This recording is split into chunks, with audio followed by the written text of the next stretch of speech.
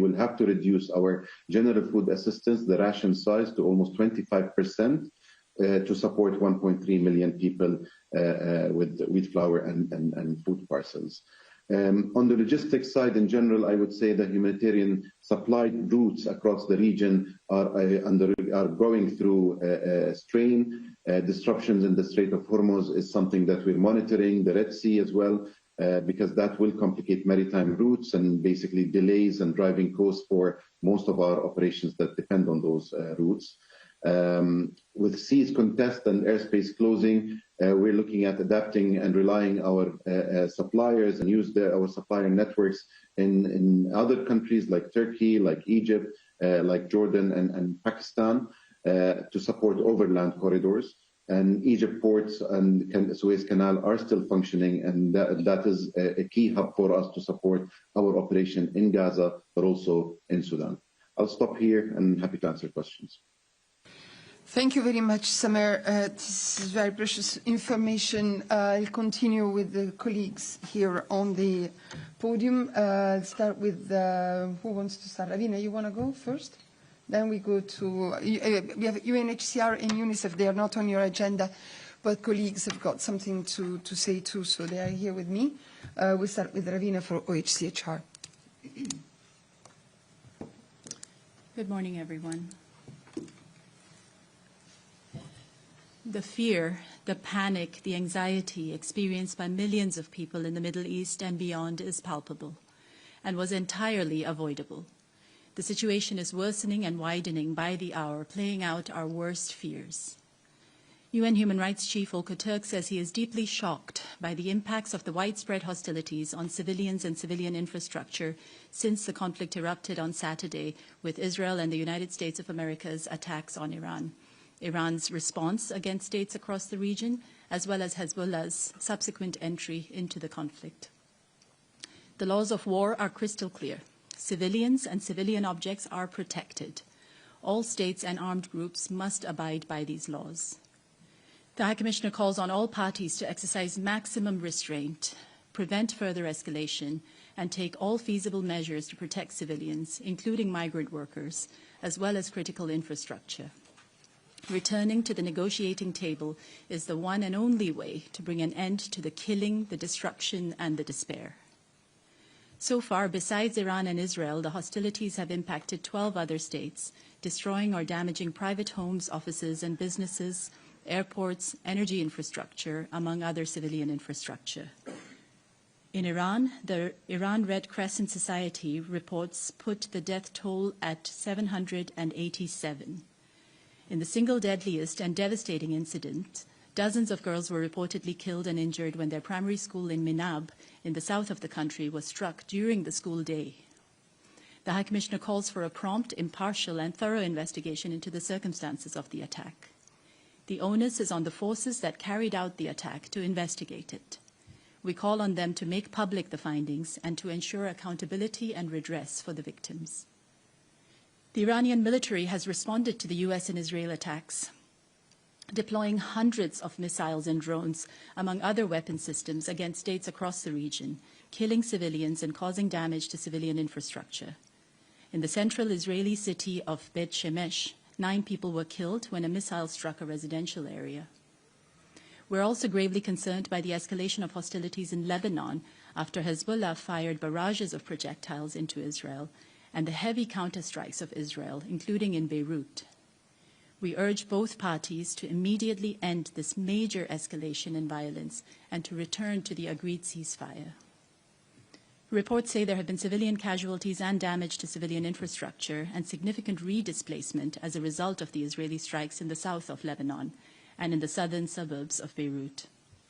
Information received indicates that nearly 30,000 residents had fled the affected areas overnight, on top of the 64,000 already displaced.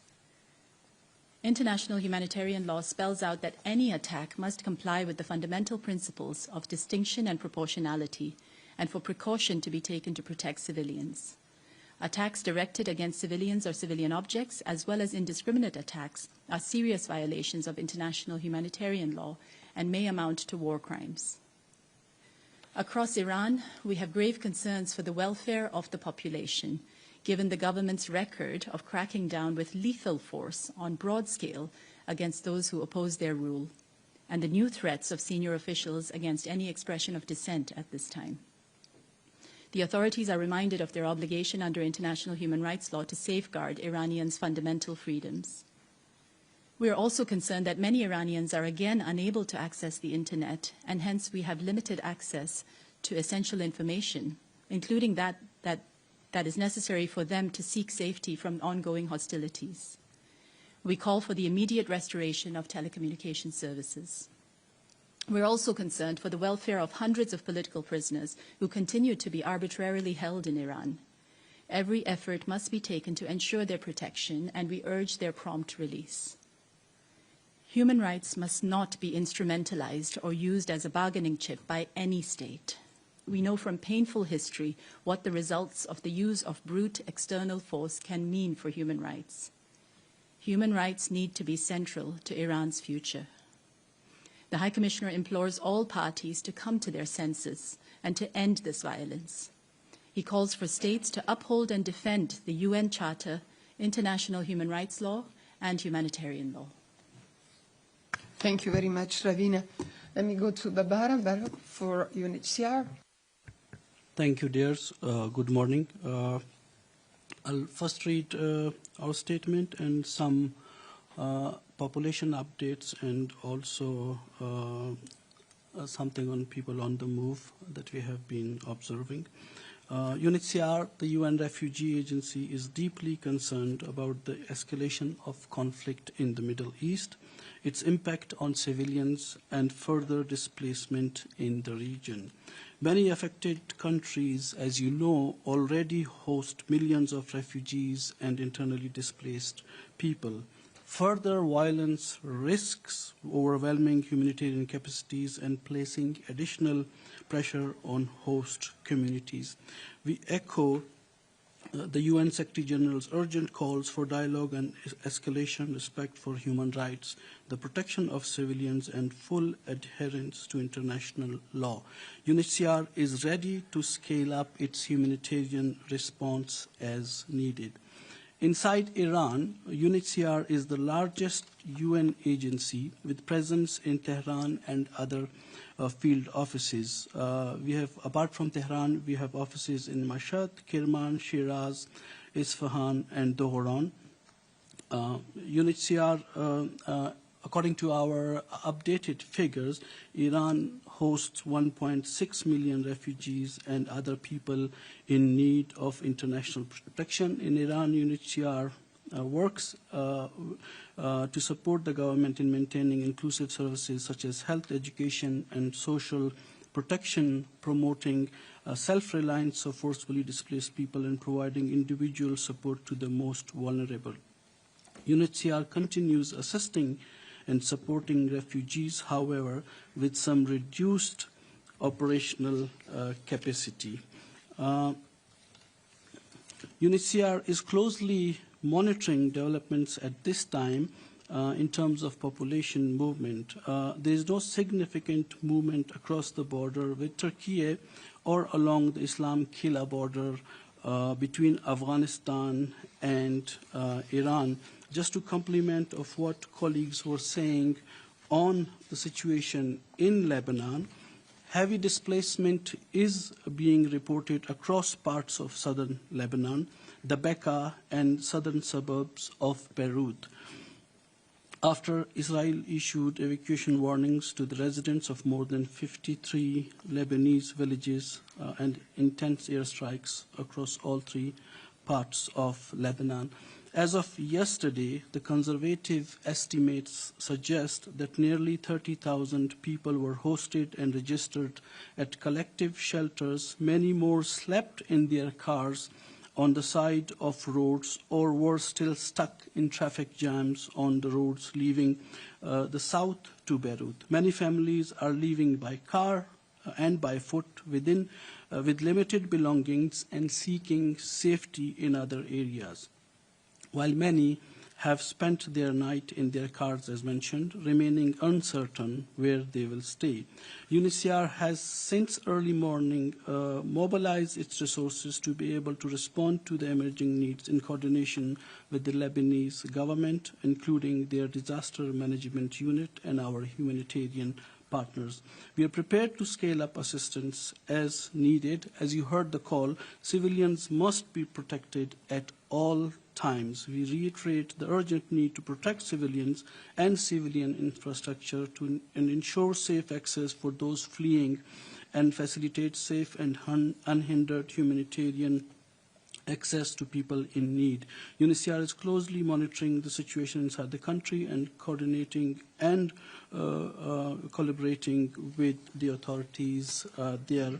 On the Lebanon-Syrian border, some increase has been witnessed in terms of population movements. A few hundred more people, which was observed in the number of Syrians who are refugees inside Lebanon, crossing into Syria from Syria into Lebanon. Our staff have been present. We have a contingency plan for any possible influx from Lebanon in case things develop. And in terms of our preparedness, UNHCR's emergency supplies are available for rapid deployment from UNHCR's global stockpiles. We have our centers in Dubai, Termez in Uzbekistan, and Copenhagen, as well as from regional hubs in Lebanon and Syria. These include emergency relief items whenever a humanitarian crisis happens. I stop here. Thank you. Thank you very much, Babar. Let me go to my right. Ricardo for UNICEF. Good morning, everyone. Bonjour. UNICEF is, of course, extremely concerned and alerted by the military escalation in the Middle East. The situation is deteriorating rapidly, and as we see time and again in conflicts, children are the ones who suffer first and who suffer the most. A descent into deeper conflict must be avoided at all costs. In the last 4 days, we have received reports of children killed and injured in Iran, Israel, and Lebanon as hostilities intensify. In fact, the reported number in Lebanon is now at 7 children killed and 38 injured since the weekend. Continued missile fire and airstrikes are placing children in immediate danger, forcing families into shelters and disrupting access to schools and essential services. Each new escalation expands the circle of harm. Residential areas, schools, and critical infrastructure are being affected. Hospitals are under pressure or being hit. Children who have already endured months of instability are now facing renewed trauma, fear, and displacement. The military escalation in the Middle East is also severely disrupting vital supply routes, which impacts our ability to deliver for children in need. UNICEF is working with partners to identify alternative routes, maintain supply chain operations, and prevent stockouts while continuing to deliver life-saving supplies to meet the most urgent needs of vulnerable children. We reiterate, of course, the SG's call for an immediate cessation of hostilities and de-escalation and all parties to return to the negotiating table. Failing to do so risks a wider regional conflict with grave consequences for civilians, children, and regional stability. International humanitarian law is unequivocal. Children must be protected at all times. Children must never be targets. UNICEF urgently calls for immediate de-escalation and for all parties to uphold their obligations to protect children wherever they are. Thank you. Thank you very much. And Tommaso for IFRC. Thank you very much, Alessandra, and good morning all. As you may know from the statement we shared last Saturday, the International Federation of Red Cross and Red Crescent Societies is following closely and is deeply concerned about the recent escalation of hostilities in the Middle East. As the situation is changing fast, we still don't have the full picture, but we would still like to brief you on the action we have taken so far. The teams of the IFRC network are on the ground and responding as needs arise. We are working with the affected national societies to support a timely humanitarian response and ensure we can augment their capabilities. The safety and protection of humanitarian workers must be prioritized above all during this challenging time to ensure that they can safely carry out their humanitarian mission. The IFRC has activated every level, from global to regional and local, to ensure coordination and readiness to respond, including IFRC logistics pipeline and prepositioning of humanitarian goods. We have immediately activated our Disaster Response Emergency Fund, the IFRC DREF, allocating 1.5 million CHF to support the response in Iran. The Iranian Red Crescent Society has mobilized its network of volunteers and staff.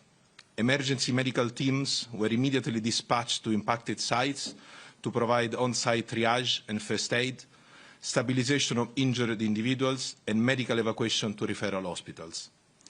Red Crescent pharmacies and medical facilities nationwide have been placed on full alert to ensure continuity of access to medicines and emergency medical supplies. The National Society is also supporting search and rescue operations. The fund allocated from the IFRC aims to deliver life-saving assistance for 200,000 people through a 9-month operational time frame. The budget will cover the procurement of items to support emergency health services like trauma kits, splints, defibrillators, and evacuation chairs. All national Red Cross and Red Crescent societies in the region are on high alert for any possible response needed. And since we are talking about Lebanon this morning, the Lebanese Red Cross, as always, I would add, has already activated all the emergency health services across the country. In Israel, Magen David Adom has mobilized staff and volunteers across the country. All 39,000 staff and volunteers are mobilized together with the entire fleet of ambulances, mobile intensive care units, intensive care buses, and rapid response vehicles. The Magen David Adom in Israel teams treated 121 people as of 1st of March, including trauma, shrapnel injuries, and anxiety cases. They are also supporting evacuation from impact sites. And finally, the MDA launched a national blood donation campaign with drives in secure location to maintain emergency readiness. Thank you. Thank you very much, Tommaso. And to conclude this series of briefing, I just would like to tell you that we are going to distribute the statements that came from Jorge Moreira da Silva, the UN Under Secretary General and UNOPS Executive Director. You will have it in the mail immediately. So let me open now the floor to questions. Let's start with Jeremy. Jeremy, Radio France Internationale. Thank you, Alessandra. I've got two questions for you. The one for WFP first. I think the person from WFP mentioned 25% cuts, ration cuts. I didn't quite understand if it was only in Gaza or if it was globally, if the airline is not going back to normal. And the second question would be to Ravina.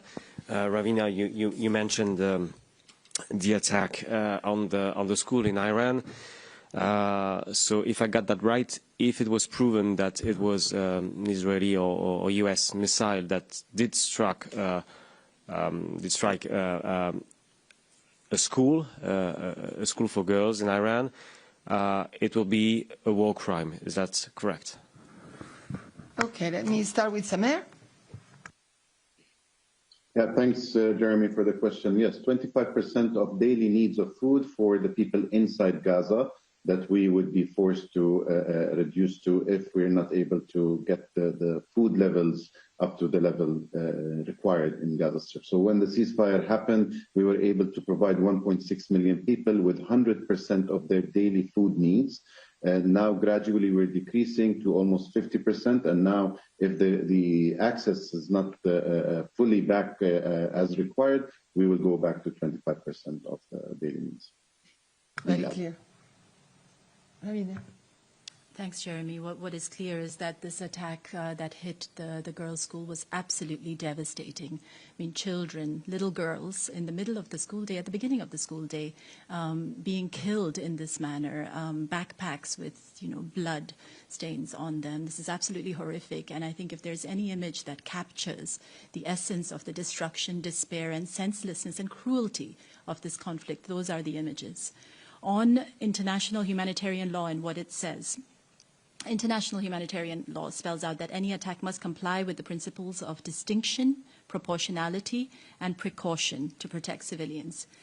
If attacks are found to be directed against civilians or civilian objects or indiscriminate attacks, they are serious violations of international humanitarian law and may amount to war crimes.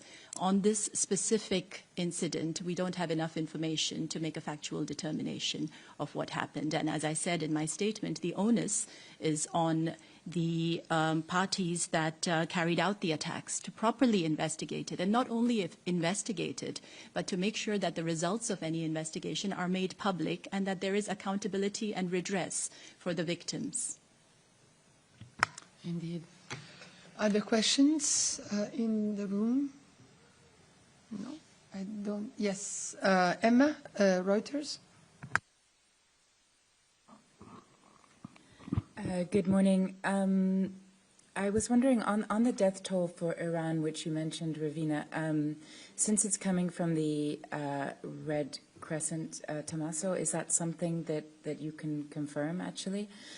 And also on your office, the Iranian ambassador yesterday at the Human Rights Council was talking about an attack on your office. Could you just clarify exactly what happened in Iran, what was hit and what was the damage and who did it? A question for WFP, please, on Gaza. I believe you mentioned crossings, plural, for Gaza that will open again. Can you just say which ones and when they will open? And could you elaborate a little bit more on the supply chain challenges with the disruptions to shipping routes and air travel and so on? How could that impact other people suffering from hunger around the world? Thank you. Tommaso, you want to start? Sure. Thank you, Emma, for your question. Unfortunately, as I said at the beginning of my speech, we still don't have the clear picture, so we are still clarifying all the different information with the national society colleagues and relevant colleagues, and we need also to take into account that communication is a huge, immense challenge at the moment in Iran. So what we know is that Iranian Red Crescent teams, for instance, were deployed in the site where the girls' school was attacked, but then we still don't have all the proper information to talk about the different incidents. Thanks. It's the same. I mean, we saw a video where basically, I mean, I think that is public domain, and maybe you also saw it with some Iranian Red Crescent colleagues and the Iranian Red Crescent emblem in the building, with some smoke behind the building. We know surely that, I mean, we understood this morning in a very short communication that we had with our head of delegation that they had some issues to the office, like windows broken, so basically not being able to enter and to work from the office. But this doesn't mean that we are confirming that there was an attack or not. We are still verifying all the information. Thank you, Tommaso. Sameh?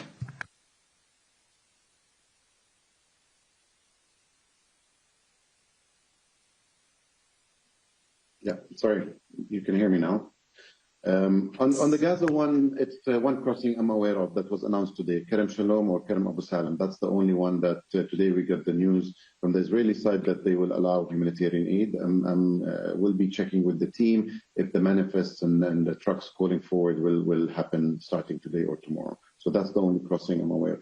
On your point on the impact, I think it has impact across all the operations that we are running. One, predictable funding. There is a need for predictable funding, especially in times when growing needs are coming into the additional caseloads of people that we need to serve. We are already underfunded in the majority of the 8 or 9 countries that are impacted now. We already have, like the colleague from UNICEF said, the refugee populations that we were announcing actually this week, that we have to suspend operations for them in places like Jordan and potentially Lebanon. So we are strained with funding resources. The other thing is, of course, the length and severity of this crisis, and of course, how it will impact people movements and the numbers of people that will have to leave their homes will have a direct impact on us as humanitarians. And with the access to the Strait of Hormuz or the Red Sea, we saw it previously, those impact on supply chain and supply chain routes have immediate impact on the prices, because definitely the markets will be affected. not just by the fuel, but the food prices will be affected. Insurance for actually moving of commodities across continents will be affected. So we'll be really putting additional pressure for us to really support those people that we need to serve. Yeah. John. Yes. Sorry, John Zorocostas from France 4 and The Lancet. Good morning. I was wondering, I see Tariq in the crowd, if there is any information from the WHO country rep in Tehran. There have been reports that 9 hospitals have been hit, 5 in Tehran and 4 in regional cities. And Tommaso, there have also been reports that the IRCS Rehabilitation Center was hit in Tehran. Do you have any confirmation? Thank you. You want to start answering, Tommaso? And Tariq, can you come, please? Yeah, thanks, John, for the question. I think my answer is kind of the same as before. We have been seeing some photos and videos also about this rehabilitation center, but we still cannot confirm what has happened and how is the situation there. Thanks.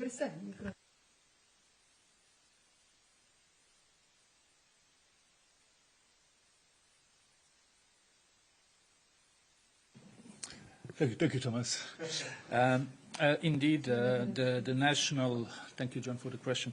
The National Emergency Medical Organization stated that several hospitals and medical emergency posts have been damaged and that one paramedic had been injured. We don't have more details. You've seen that on May 1st, the Tehran Gandhi Hospital was reportedly damaged during the bombardment of the Iranian capital.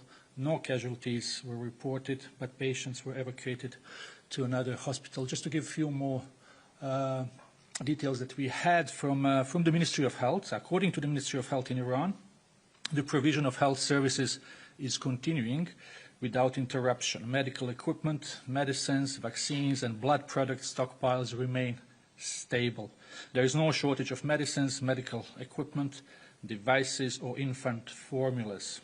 The supply chain and distribution of drugs are functioning so far normally. WHO has not been asked for the assistance, but we stand ready to provide if needed. Just to really repeat that protection of health is not negotiable. The protection of civilians, health workers, and health facilities is an obligation under international humanitarian law. And then the most immediate public health impact of this escalation is not only new casualties, but it's also regional shock that disrupts care delivery, supply chains, staff safety, and humanitarian access across multiple crises that have already overstretched local health systems. So I will stop here. Thank you very much, Tariq. If there are no other questions in the room, I'll go to the platform. Okay, so Michel Legrand, Geneva Solutions. Hi, thank you very much. My question is for Samer regarding logistics, again, on this issue. I apologize if you already answered this or you addressed this at the beginning, but I'm not sure I understood regarding your hubs in Dubai and in that region. So if I understand, these are working, they're functioning correctly, or is there some disruption there? What's the landscape there? Thank you. Samer?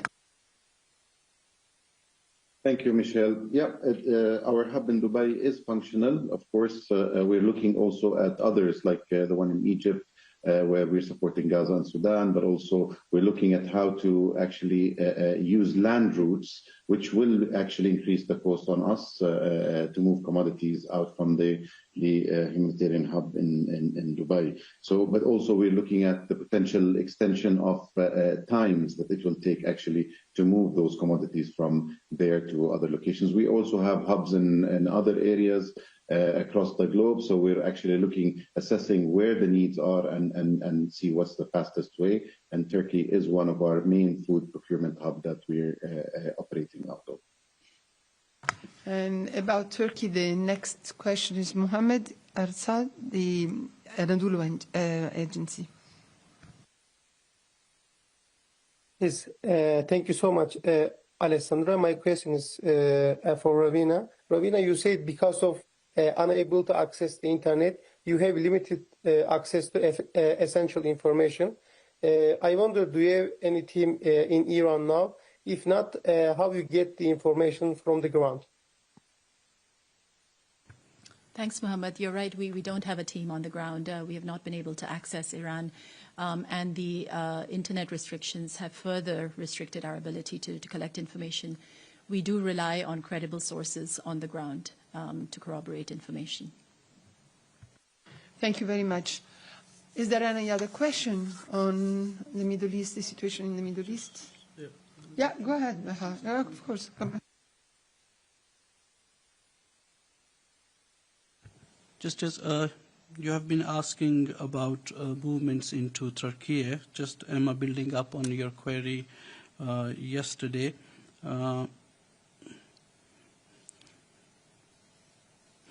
We as UNHCR understand that procedures and authorizations on both sides of the border between Iran and Turkey have been adjusted between 1st and 3rd of March. UNHCR has staff present in the area and is monitoring the situation with regard to cross-border movements, and we are in contact with relevant authorities and partners. We understand that on average, daily crossings at the Turkey-Iran border are typically in the range of 2,500 to 3,000. The buses that have been reported are present at the border are part of the regular logistics arrangements to facilitate onward transportation from the border areas. At present, based on what our teams observe, movements at this crossing point remain within the usual range. Thank you very much for this complement of information, Babar. So I don't see any other hand up. I'd like to thank all the colleagues who have participated or briefed on this matter. Yeah, you have a follow-up? Go ahead, and then, yeah. Thank you. Just, I take your point about within the normal range, but just what are the adjustments that you referred to on that border crossing? What has changed since February 28th? Thank you. Sure. I can double check on that. I understand the procedures that were earlier in place to allow people move both ways, that those are the ones that have been adjusted since 1st of March to the 3rd of March. Thank you very much. So let's close here. This topic is a very important topic. I'd like to thank very, very much Samer Abdel-Jabbar, to Colleen from Cairo to tell us about the work of the World Food Programme in this dire situation, and also all the other colleagues who were here with me and UNOPS to brief the journalists here in Geneva. Please, we, of course, will continue monitoring and briefing you on the situation in the Middle East as it unfolds. And I'd like to ask Babar to stay on the podium because we remain with WFP, but we go to another subject, which is Afghanistan. And again, Samer, thank you very, very much for briefing the journalists in Geneva. So I'll now go to John Ailiev, who is the World Food Programme Country Director for Afghanistan. John, you are calling in from Bangkok, if I understand well, to tell us about the impact of the violence, escalating violence at the Pakistani border and Gulf instability on your operation in Afghanistan. And then we will hear from UNHCR. It was not on your agenda, but Babar also has something to say about Afghanistan. So let's start with you, John. Thank you. Thank you so much. I'm calling in from Bangkok because I was stranded when Dubai closed down. I'm fortunate to be getting back tomorrow to Kabul. We're obviously following the situation in the Middle East with great concern, but the most immediate threat in Afghanistan today is the intensification of hostilities with Pakistan. This is a conflict which threatens to push Afghanistan's most poor and hungry communities beyond the tipping point to which they are already precariously close. On the eastern and southern borders, then, we estimate that 20,000 people have been displaced by airstrikes and ground offensives, which have now affected 46 border districts. For the last week, the World Food Programme has been forced to suspend ongoing programmes in those areas, and as a result, 160,000 people are waiting for assistance at a critical time of heightened hunger and heightened malnutrition. Within this number are survivors of the devastating earthquake, which you'll recall took place on the 31st of August last year in Nangarhar and Kunar provinces. These people have lost loved ones, homes and livelihoods to the earthquake, and now they sit within the strike zone and are being forced once again to move. The challenge here, as we see it at WFP, is that the districts now experiencing the bombardments were already facing heightened levels of acute hunger, more than half of them at emergency levels. 4 of the border provinces are also experiencing critical levels of acute malnutrition. This is the epicenter of acute malnutrition in Afghanistan, these provinces bordering Pakistan. And so we foresee that acute malnutrition will be driven up further by the conflict as people are prevented from accessing health services, and this will place tens of thousands of children in incredible peril. Moving quickly to Afghanistan's western border, obviously the explosion of violence in Iran is sparking fears of a further surge in returnees. As our colleague from UNHCR said, we haven't seen those influxes picking up yet, but there is fear that they will come. Last year, 2.5 million Afghans were forcibly expelled from Iran and Pakistan. For too many of them now, coming back to Afghanistan has meant unemployment, has meant destitution, and has meant hunger. Now they will also face the added challenge of conflict and instability. A couple of weeks ago, I had the privilege of meeting one of these returnees, a really nice chap called Saeed Aziz, 36-year-old, 4 children. Saeed was working in a factory in Iran and was expelled a few months ago. In Iran, his wage wasn't good, but he was able still to feed his family. Back in Afghanistan now, he has found himself with no home, no work, and having no more than a meager meal a day to offer his wife and children. But Saeed is one of the lucky ones because he has managed to be included in one of WFP's food distribution programs, at least for now. WFP rations have been reduced amid cuts, so what we're providing him with does not cover the needs of his family. And in Saeed's own words, during the holy month of Ramadan, we barely have any food to break our fast. I do worry about Saeed and his family, but I worry more about the 4 to 5 returnees that WFP could not afford to assist last year amid the dramatic aid cuts which have decimated our humanitarian program in Afghanistan. So as 2026 progresses, Afghanistan is now caught, as we see it, between 3 crises. Hostilities with Pakistan, the explosion of violence in Iran are the 2 we've talked about briefly. But the third is an unprecedented acute hunger and malnutrition situation, one we've been dealing with for over 6 months now, and we've been unable to contain it. But now, with the conflict adding fuel to the fire, it will undoubtedly intensify further. Hunger will be driven up, and so will malnutrition.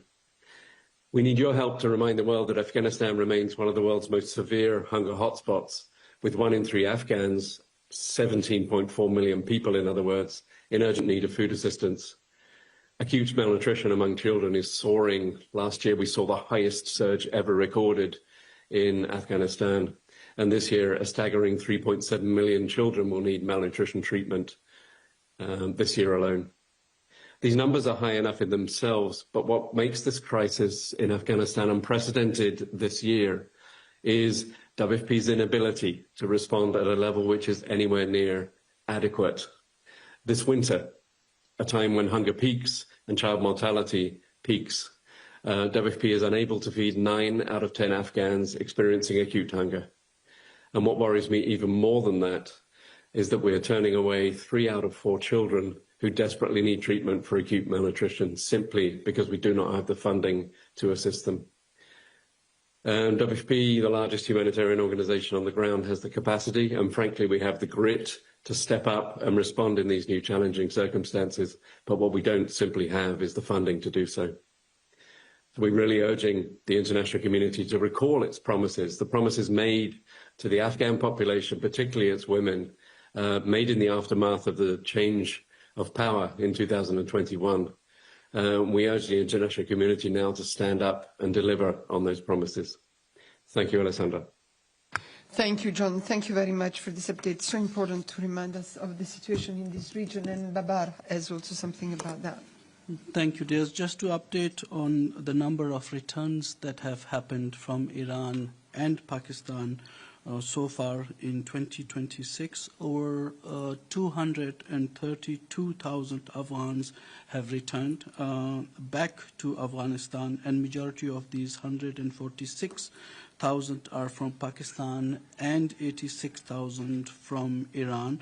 And as mentioned, when we kind of take a look at all the numbers, last year the updated figures showed that nearly 3 million Afghans returned to their countries, and many of them not from their own will and choice. Our UNHCR's capacity to assist returnees has been significantly reduced due to funding cuts, as it was mentioned earlier too. We are also worried about the hostilities between Afghanistan and Pakistan that continues, as mentioned. This has displaced people in the Kunar and Nangarhar provinces, but it also has impacted our ability and the returnees that were coming through Iran and through Pakistan. UNHCR and our partners have been forced to temporarily pause operations, and one of the transit centers, as the tensions are on the rise on Pakistan-Afghanistan border. But even as we looked at the conflict now in the Middle East and Iran, even before this, refugees were amongst the most affected by the dire economic situation inside Iran. So high inflation and rising cost of living have eroded already fragile incomes for refugees, while limited access to formal employment before the crisis started. We are closely monitoring, as mentioned, developments, but also one bit in terms of our work in Iran, refugee reception centers that we run are open with limited attendance, while all we had to cancel previously scheduled appointments for refugees who were coming. We do maintain UNHCR helplines that operate, providing counseling and information to refugees and others who need our support. As funding situation was mentioned, UNHCR needs $454 million to protect and assist all the displaced populations in Afghanistan, Iran, Pakistan, and Central Asia. And so far, we, by the end of February, we've just received 15% of this amount. We do need more resources to respond to the evolving situation in the region and for refugees and displaced population. Thank you. Absolutely. Thank you very much to both briefers. I'll open the floor to question, if any, in the room or online. Nick Cumming-Bruce, New York Times. Yeah, good morning. Thank you for the briefing. You said tens of thousands of children are in incredible peril. I wonder if you could just enlarge a little bit on what is the scale of need among children and the broader population. And you referenced child mortality rising. Do you have any indication of how many children are dying as a result of this crisis? John? Thank you. Thank you for the question, Nick. In terms of the scale of needs for children when it comes to malnutrition, as I mentioned last year, 2025, we'd already seen the highest surge in malnutrition year on year ever recorded in Afghanistan. And in 2026, the numbers have risen further by another 200,000 children. So this year, 200,000 children more will face acute malnutrition than they did even in 2025. So just to repeat, the total number of children who will need treatment for acute malnutrition, the total number we expect to suffer from acute malnutrition this year is 3.7 million children. Mortality is very difficult in many countries, including Afghanistan, to to get a hold of. The statistics are flawed because we can only collect them at the health centres. And WFP did a mortality study recently, which had tracked in the last quarter of last year 500 child deaths from malnutrition. But the fear is not children dying in the clinics. In a way, once you come to a clinic, at least you have chance of receiving healthcare and assistance from organisations like WFP. The fear for me, and the ones I worry about more, are the ones stuck in highland areas of Afghanistan that have been cut off by the snow. In some places, 6 months is the period of snowfall, and roads blocked by snowfall, people confined to their villages and not able to access health centres. And so most children, unfortunately, in the winter, traditionally in Afghanistan, die during the winter, and they die at home silently. What I fear this year, given the overall economic situation, which going into winter was dire, given the drought, the returns, the loss of remittances, given the massive cuts in food assistance, which we had last year, and given the fact that during this winter, WFP is only able to reach 2 million of the 17 million people who need food assistance. Given all of that, what I fear is when the snows melt at the end of March or in April, we will find that there have been a very high toll of child deaths in the villages. Thank you very much, John. Let me see if there are other questions for you, online or in the room. I don't see any, so thank you very much for putting the spotlight on this crisis too. Thanks to John from Bangkok and to Babar from here in Geneva. And yes, please continue updating us on this crisis too. And now let me go to our last but definitely not least speaker from WHO. We have the pleasure to have with us Tariq and Dr. Shelly Chada, who is the WHO team leader for eye, ear, and oral health. And while they are coming to the podium, I'll ask Rolando to come and replace me. Unfortunately, I have another meeting. I'll leave you in Rolando's capable hands. And I give Dr. Chada the floor. Thank you for coming every year to tell us about the situation of these pathologies. Please. Unless you want to start. Okay, please. Thank you. Well, good morning. It seems a strange time to be talking to you about hearing health and the problems of children who are deaf and hard of hearing. But I assure you that they are no less real than all the really serious issues that you have been discussing over the last almost 1 hour. So I'm sure that many of us who are here have met or know a child whose teacher keeps complaining that the child doesn't pay attention in class, or that he's struggling and she's falling behind in her studies. And I wonder if we have ever stopped to think that perhaps a reason for this disinterest is really because the child is not able to hear very clearly and not able to make out what the teacher is saying and what other children in class may be saying. Actually, WHO's latest estimates show that around 95 million children across the world, they live with unaddressed hearing loss.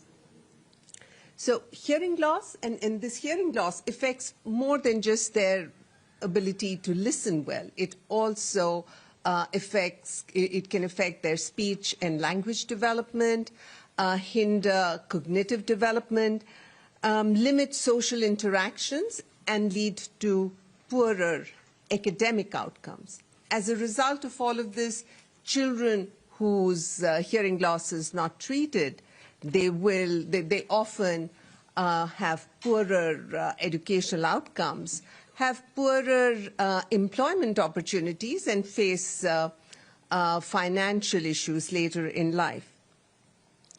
The fact is that majority of childhood hearing loss, 60% in fact, can be prevented. Conditions that are avoidable and treatable, such as infections, such as glue ear, otitis media, exposure to sound, loud sounds heard through headphones, earphones, in sounds of artillery and shelling and bombs falling. These are what pose the most major risk to hearing in children. And those who do develop hearing loss, they can benefit from effective and cost-effective treatments that are available, such as access to medicines, to surgery, ear surgery, hearing aids, implants, therapy, and where required, sign